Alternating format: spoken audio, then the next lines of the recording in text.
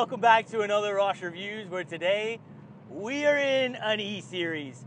Finally, this is an EF 1995 XR8, and we got the 5-liter Windsor up front, the T5 5-speed manual. Yeah, this thing, it is sweet. Now, a lot of you guys have been requesting that we do an E-Series, and just luck behold, the owner got in contact with me a couple of days ago. I'm in Melbourne for a short time. Here we are filming this car, and that is just, again, the awesome power of YouTube. And man, this thing, giving the owner some mad credit, it's clean. You know, for a 1995 car, it really does scrub up really good. And the owner does have a detailing business, which I'm going to shout out. So it's Sharp and Shine Detailing here in Melbourne, and I'll leave a link for it in the description below. So if you guys are needing anything done, just check them out, because yeah, this car, it is bloody awesome.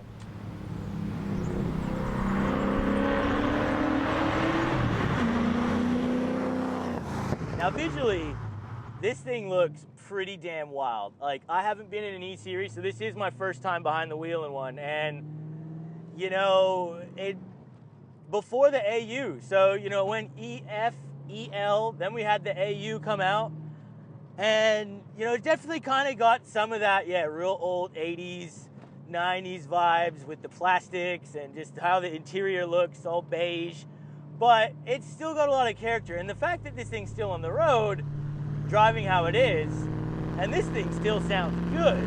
Listen to that Windsor. You know, it really is a credit to these cars.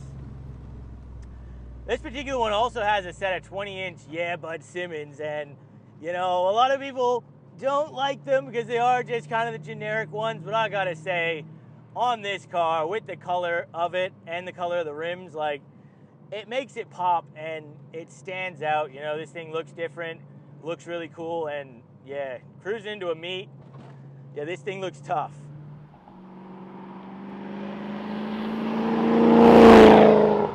Now, under the bonnet, this does have that 5-liter Windsor like we mentioned, and they come out with 170 kilowatts and about 398 newton meters straight out of the box. And this particular one, it hasn't had any work done to it, just has an exhaust on the back. But again, you didn't need to do much to these to still really enjoy them. And the fact that it is done in the right way with the 5-speed manual here, you could have got these with a 4-speed auto. In a V8, you always got to have a manual. It just feels so nice. And as a cruiser, you know, the ride is a little bit firm because the owner has lowered the suspension, and you know, we are on 20s here, but just something so satisfying about rowing gears in these older cars, and they still have a nice delivery of torque. They really do. There's something so sweet about a Windsor, you know, there really is. And you know, just listen to that V8. It sounds beautiful. You know, it really is raspy, it's deep. It's got so much charm and character, these motors. And the T5, you know, they are quite big throws, and you kind of got to find where you are, but it just makes you work for that power. And it's not the fastest car in the world, but we're still smiling, that's for sure. Oh, yeah.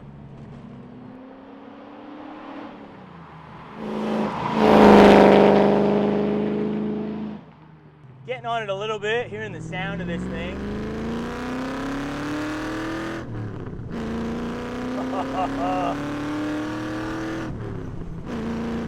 Yes, it's good, you know. You know, these things, again, they're not a rocket ship, but man, it's just so satisfying. And just heel toe, you know, you can give it a nice little blip with the throttle, you know, throttle by wire here, and the noise is just fantastic. Some nice little pops and bangs. And look, even the handling here, it's pretty good. You know, the steering is light, and there's a little bit of center vagueness here, but it's just so satisfying to row the gears. The looks are just on point, and so much charm and character in this car, you know. It's just got these like cloth seats that I think were like Grand Prix, they called it. So it was supposed to be sporty because it was cloth, but it didn't get leather. but to be honest, you're rather cloth in the Aussie summer. Now this particular one, it's got all the Tickford goodies in here. So, you know, even off a standard EFXR8, this particular one did get all the Tickford stuff ticked off, and you know, has a better body kit on it. It actually did get 16-inch alloy wheels, the shark fins, I believe, where your standard XR8 would have had 15-inch wheels. You know, we got the 20-inch yeah buds now, but man, it looks tough.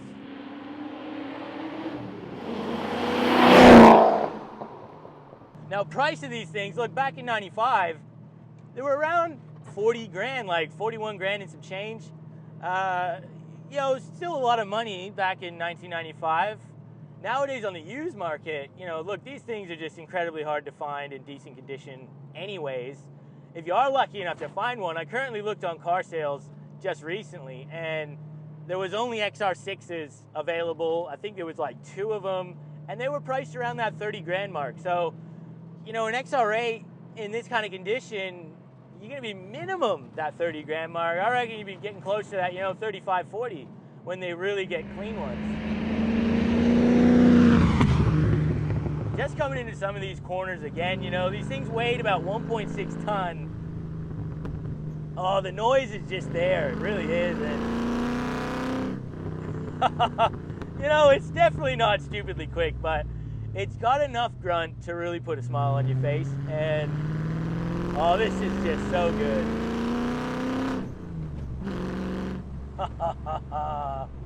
Oh yeah. Now 0 to 100, guys, we are gonna try this again here. It is a bit of a tricky one to launch. We're just gonna reset our draggy. Here we go. Go, go, go, go.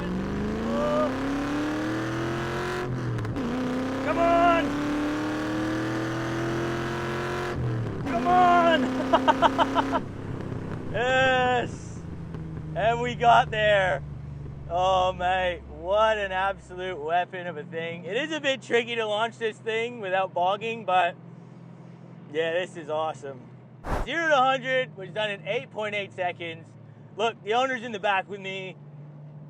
This thing's from 1995, and, you know, it's not being touched tune-wise or anything like that, so, you know, it's got nearly 300,000 Ks on it. This thing is still bloody fun to drive. It's not a rocket ship, but man, I don't care what you say, you know, this thing is just good old fun. It is.